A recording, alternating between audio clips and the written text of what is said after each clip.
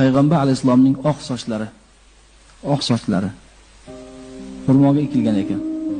Qora fonni ustiga qo'yib, eshiklarni yopib, derazani yopib, og'zimizni yopib, havo kirmasin deb hamma ehtiyotni qilib, mo'y muborakni qo'yib salovat aytsam, mo'y qimirlayapti. Hech bunaqasini oldin ko'rmadik.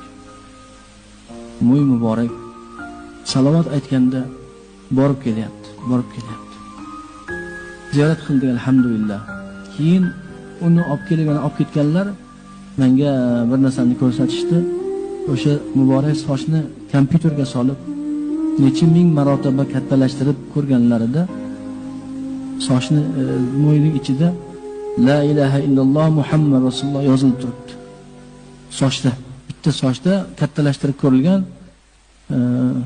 la ilaha illalloh Muhammad rasululloh yozilib turibdi. Mim harfini, Muhammadning mimini ichini kattalashtirib ko'rilsa, mim harfi dumaloq bo'ladi. Mim harfini ichiga la ilaha illalloh yozilgan. O'qiysiz. Kim yozadi buni soch ichiga? Kim yoza oladi?